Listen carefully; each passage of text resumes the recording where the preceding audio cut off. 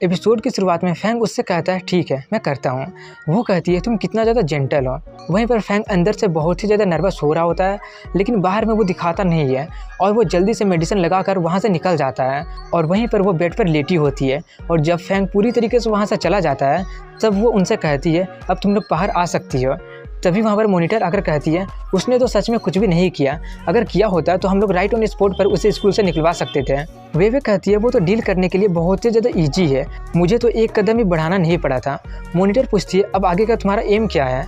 वो कहती है अगर मैं उसे उसी वक्त अप्रोच करती तो उसे शक हो जाता, इसलिए मुझे एक अच्छा सा रीज़न चाहिए। मोया कहती है पिछली बार मैंने उसे बिना किसी रीज़न के लिए पानी दिया था, इसलिए वो थोड़ा सा प्रिकॉशन था, लेकिन इस बार उसने वेवे का हेल्प किया है, इसलिए अगर तुम उसे अप्रोच करती भी हो तो उसे इस पर बिल्कुल भी शक नहीं होगा। उन लोगों को उन्हें इस प्लान पर पूरा भरोसा होता है। वहीं बाहर में जहाँ पर सभी लोग गैदर होते हैं, फैंग अपनी बहन को ढूंढ रहा होता है। तभी उसे वो दिख जाती है, लेकिन वो उससे बात नहीं कर पाता क्योंकि वो उससे बहुत ही ज़्यादा नाराज़ होती है।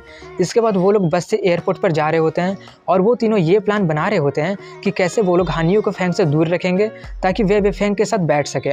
और प्लान के हिसाब से वो फैंग के साथ बैठ जाती है। तभी वो उससे पूछता है तुम्हारा पैर कैसा है। वो कहती है अब ठीक है, और फिर से उसके कान में एक्सेल करते हुए कहती है जब तुमने वो किया था तब मुझे वो बहुत ही अच्छा फील हुआ था।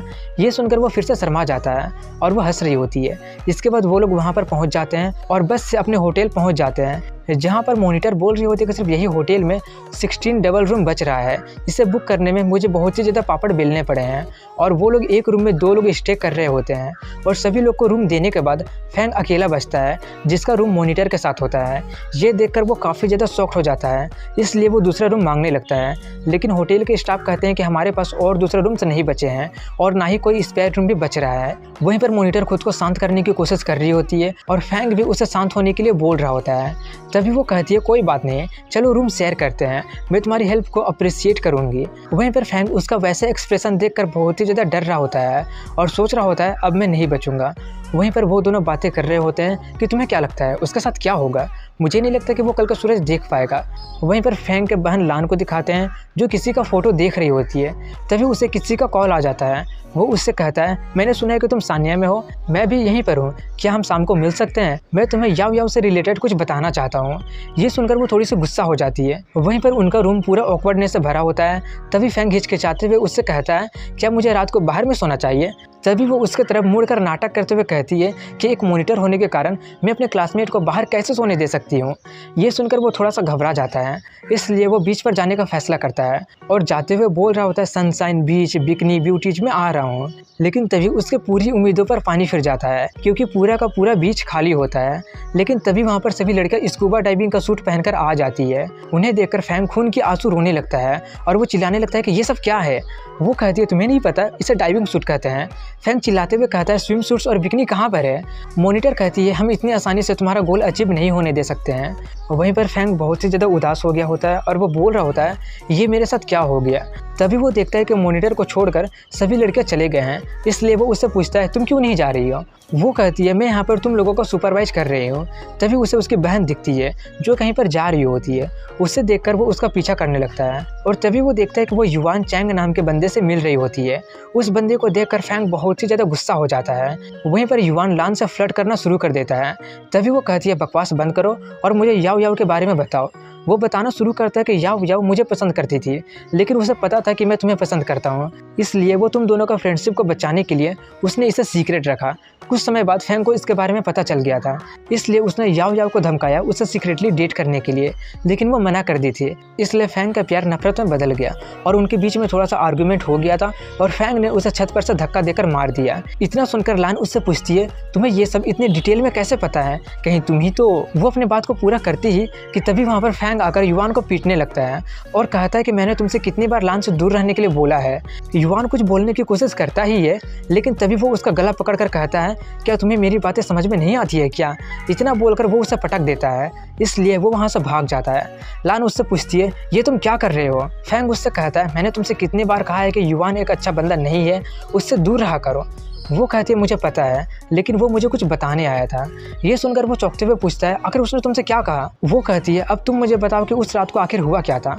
वो बताता है कि उस रात को मेरे और याओ याओ के बीच में थोड़ा सा झगड़ा हो गया था और मैंने गलती से उसे धक्का दे दिया था, जिससे वो छत पर से गिर गई थी। तभी लान उसे मर्डरर बोलकर वहाँ से चली जाती है, जिससे फैंग को बहुत ही ज़्यादा बुरा लग रहा होता है। और तभी वो सोचता है कि मुझे उम्मीद है कि सीक्रेट रिवील नहीं हुआ होगा और युवान वो नहीं बोला होगा जो उसे नहीं बोलना चाहिए था। और वो वहाँ से ये बोलते हुए जाने लगता है कि अब जब कोई स्विम सूट ही देखने को नहीं मिल रहा है तो मुझे वापस होटल चला जाना चाहिए। वहीं पर बीच पर जब उन्हें पता चलता है कि फैंग वापस होटल चला गया है, तब मॉनिटर सभी लड़कियों को स्विम सूट पहनने का परमिशन दे देती है और वो लोग चेंज करके मजे करने लगते हैं। वहीं पर वो तीनों फिर से प्लान बनाना शुरू करते हैं। मोया कहती है कि चलो आज उसका खेल खत्म कर ही देते हैं। मॉनिटर पूछती है तुम्हारे पास कोई प्लान है क्या। वे उसे एक मेडिसिन दिखाते हुए कहती है हम इसे उसके खाने में मिलाकर खिला देंगे, और आगे का प्लान वो उसके कान में बताती है कि ये लोगों को सेक्सुअली एक्साइटेड कर देता है, हम ये उसे मिलाकर खिला देंगे और चूंकि तुम दोनों एक ही रूम में हो तो वो इसे खाने के बाद खुद को कंट्रोल नहीं कर पाएगा और वही हमारा चांस होगा। इस प्लान पर उन सभी लोगों को पूरा भरोसा होता है। प्लान को अंजाम देने के लिए वो तीनों उसके खाने में मिलाने के लिए जाने लगते हैं, लेकिन तभी वो लोग बातें करने लगते हैं कि वो तो हमारे हाथों से दिया हुआ कुछ भी खाएगा नहीं, इसलिए हमें किसी और के हाथों से उसे देना होगा। लेकिन फिर भी उसे शक हो गया तो ये सब सुनकर मॉनिटर बोर हो जाती है, इसलिए वो वहाँ से जाते हुए कहती है जो करना है वो करो, बस मुझे बता देना कि मुझे क्या करना है। और प्लान के हिसाब से वो लोग किचन में जाते हैं और मोजा शेफ का ध्यान भटकाती है और मॉनिटर उसके खाने में वो ड्रग मिला देती है और उसे बता देती है कि उसने कौन सा खाना में ड्रग्स मिलाई है। इसके बाद डिनर टाइम का सीन दिखाया जाता है, जहाँ पर वेवे पूछती है कि आखिर तुम आफ्टरनून को कहाँ चले गए थे। वो कहता है कि मुझे सूरज की गर्मी ज़्यादा बर्दाश्त नहीं हो रहा था, इसलिए मैं वापस होटल चला गया था। तभी वो उसका ध्यान भटकाना शुरू करती है कि उसके बाद हम लोग स्विम सूट में चेंज कर लिए थे। सच बोलूँ तो मैं सच में चाहती थी कि तुम मुझे स्विम सूट में देखो। वो कहता है कि मेरा दिन ही खराब था और मन में चिल्ला रहा होता है कि उस युवान के कारण मैंने इतना अच्छा सीन मिस कर दिया। और वहीं पर उसके पीछे मोया उसका खाना रिप्लेस कर देती है और फैंग उसे खा भी लेता है। ये देखकर वो लोग काफ़ी ज़्यादा खुश हो रहे होते हैं और तभी वो उसे बाय बोलकर वहाँ से चला जाता है और जाते हुए बोल रहा होता है कि आज का सूप थोड़ा सा ज़्यादा ही खा रहा था। तभी वो देखता है कि मॉनिटर पहले ही सो चुकी है, इसलिए वो भी अपने बेड पर सोने चला जाता है। वहीं पर मॉनिटर सो नहीं रही होती है, बल्कि वो छुप कर उसे देख रही होती है।